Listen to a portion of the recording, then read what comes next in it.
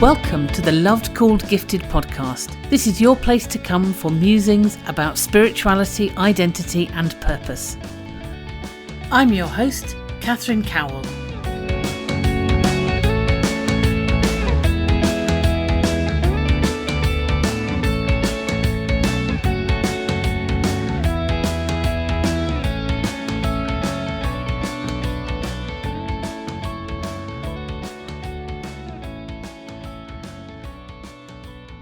When I was trying to think about what to talk about on this podcast, my eyes were drawn to a plaque that I have in my house. On it, it has these words, "Bidden or unbidden, God is present." The first time I saw a plaque like this, and the one that I've got is one that I bought to look like the one that I saw, was in the gift shop of Southwark Cathedral in London in 2005.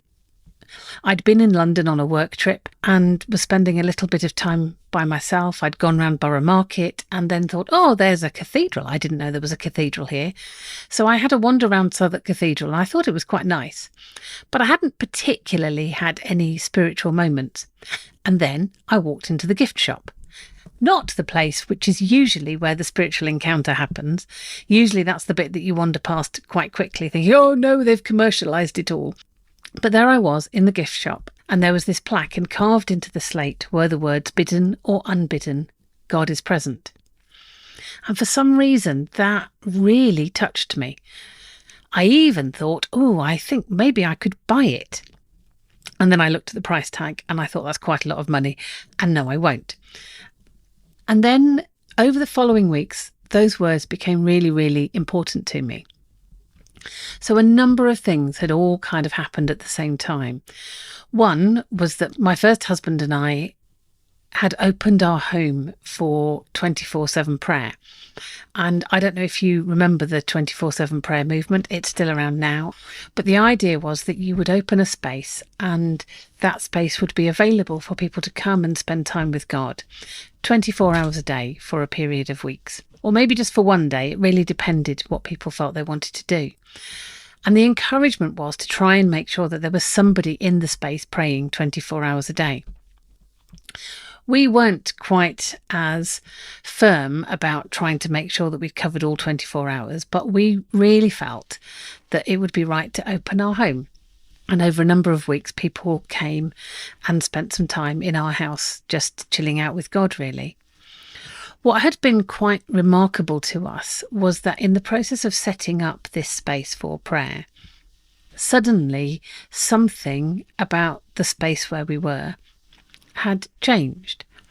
So what went from feeling like a fairly ordinary house in some mysterious way suddenly became a place of encounter. And I remember we'd had a friend round to help us change one of our bedrooms into sort of a prayer space. You know, the kind of thing with sort of pebbles and arty stuff and things that might encourage you to pray.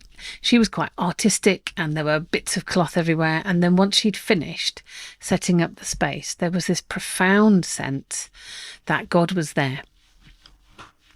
And then a couple of weeks in, I went on this trip to London, and during my time away, I'd had a phone call from Andy, my husband at the time, to say that he thought he was seeing double. And he wondered if it was just that he was tired and he had a headache. And I thought, oh gosh, that sounds a bit serious.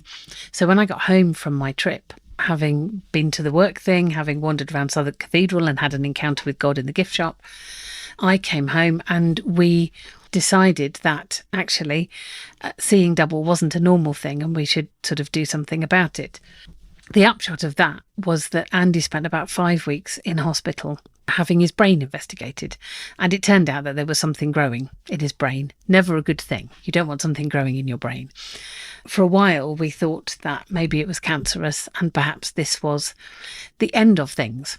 It turned out that it wasn't cancerous, but it was growing inconveniently, and he was suffering from pain a lot, and there was a process of sorting all of those things out.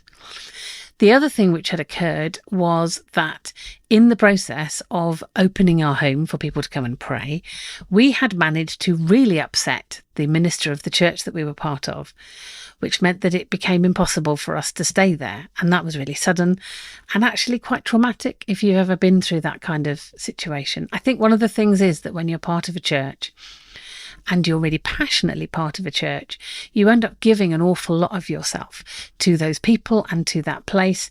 And when suddenly you find yourself unwelcome, that comes as quite a shock.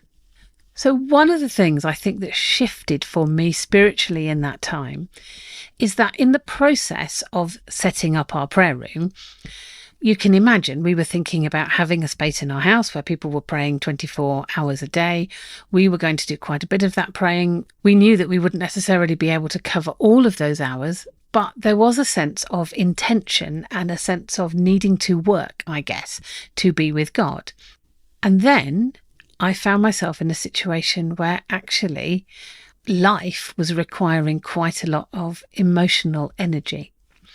And suddenly, instead of feeling that I had got the energy to give to my relationship with God, that I had got the energy to seek God and to do the things which were kind of spiritually good, if you like, I was in a space where that was really quite difficult to do. It wasn't feasible to do the kind of searching for God and begging God to be with me that I had sometimes done in my kind of charismatic youth, I guess, and in the days and weeks running up to this moment. So there we were with a prayer space. There I was with an ill husband who was now in hospital and exhausted and fielding lots and lots of phone calls from people who wanted to know how he was. All of which have made me a little bit more reticent to bombard people with messages and phone calls when difficult things are going on, because I learnt both the preciousness of people's care and concern and desire to contact, and also the enormous burden that there is sometimes when lots and lots of people are wanting to know what's going on. So that phrase, bidden or unbidden, God is present, became really, really important to me. And I ended up I sat in our prayer room and I made, just out of a piece of paper with a felt tip pen, something a little bit similar to what I had seen, which said, bidden or unbidden, God is here. That, to me, at the time was a huge comfort, because I knew that it didn't matter if I was making lots and lots of effort. It was just a real assurance from God that God was there. God is here. And there were quite a lot of times when my prayer simply consisted of one word, bidden. In other words, I was saying, I know that you're going to be here anyway, and I am glad of it, and I welcome it. Looking back to when we set up our prayer room, I think one of the things that God was showing us in that moment of encounter that I had once we had set it up was that the welcome was already there from God. It was almost like the Holy Spirit was saying, I am celebrating that you have decided to set aside this time, and I'm already here. You might not have noticed it, but I'm already here. There are particular Christian traditions which really emphasize the idea of seeking God's presence and asking God to be there. There is a song, I had a conversation with Godfrey Birtle quite a long time ago now on the podcast, and one of his songs that we spoke about has these words in it. There is no need to press in, I am already here. And there are some churches in which this language of pressing in, drawing close to God, is quite prominent. The idea is that we should be seeking God's presence, asking God to be here, begging God to come. And what I have learnt more and more over the last few years, I think, is that actually God is already present. I don't think that means that there is no value to saying to God, please come. But I think that it's a little bit like the language that we use around the sunrise and the sunset. We know that the way that things work is that the earth rotates. So the sun is kind of the still point and doesn't really move, whereas the earth turns on its axis. And as the earth turns, we get to see the sun. And then when we are in the shadow of the earth, we don't see the sun. And what we refer to that is sunrise and sunset. And what we experience is this sense that the sun starts at one side of the sky, and from our perspective, it moves all the way across to the other side and then it sets. we know that that's not what's happening. And I think similarly, there are times when it is really helpful to invite God to be somewhere. And it's a little bit like that language of sunrise and sunset. God isn't really turning up somewhere that God hasn't already been. But for us, perceptually, sometimes it feels like that. And I think sometimes in the course of praying and asking God to come, we become ready to become more aware of God's presence wherever we are. But as I've said, over the years, I have moved more from that sense that I need to ask God to be there and I need to make effort, to much more of an awareness that, as Hilary of Poitiers puts it, there is no space where God is not.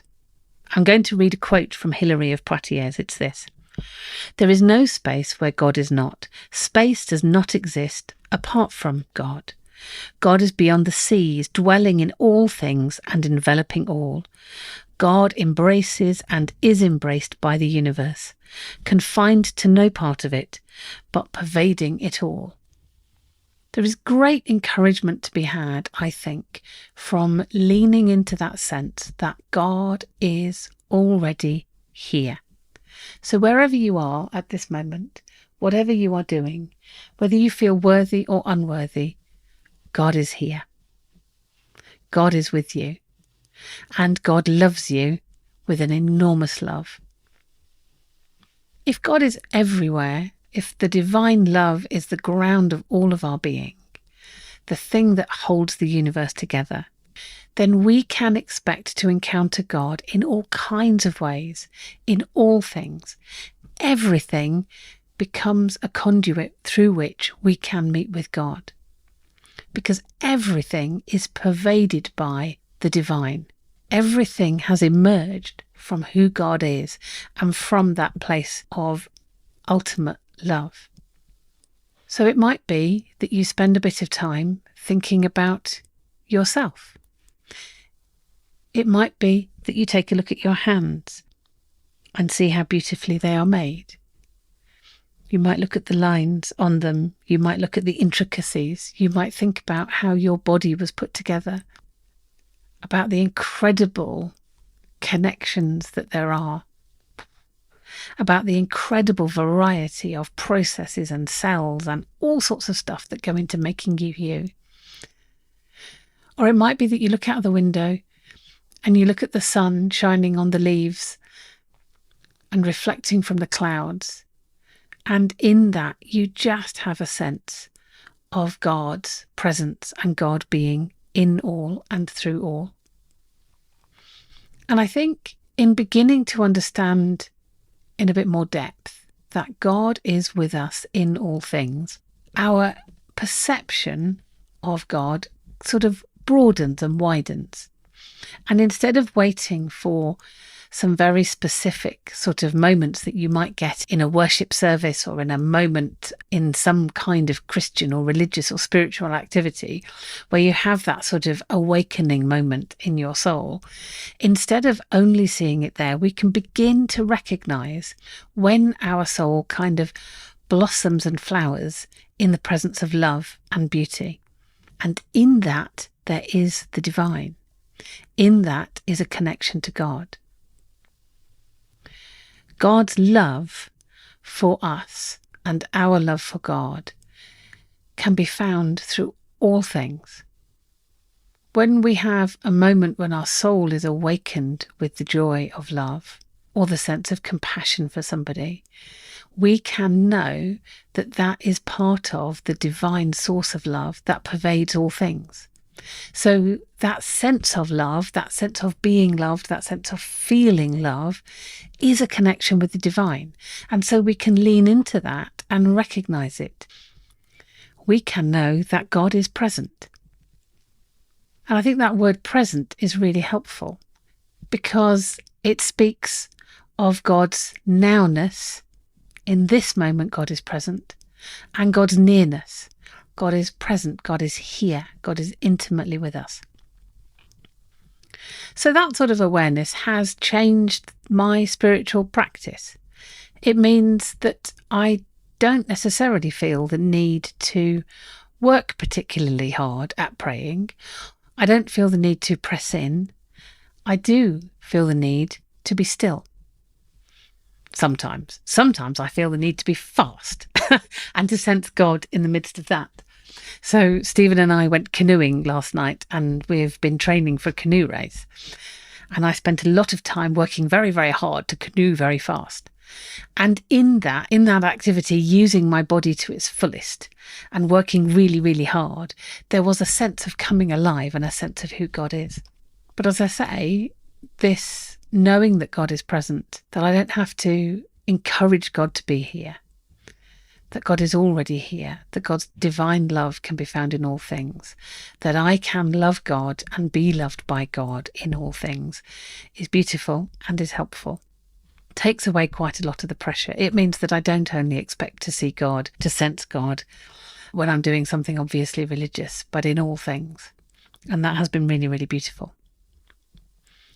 So I would encourage you, if you're wondering whether there is something relevant for you in this, I would encourage you just to notice the good things.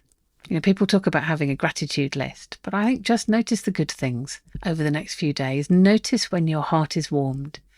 And let that warming of your heart simply be a reminder that it is in God, in the Divine One, in the One who loves us, that we live and move and have our being. Hope you enjoyed this episode of the Loved Called Gifted podcast. If you'd like to get in touch, you can email lovedcalledgifted@gmail.com. You can find a transcript of this podcast at lovedcalledgifted.com, and that's also the place to go if you're interested in the Loved Called Gifted course, or if you'd like to find out about spiritual direction or coaching. Thank you for listening.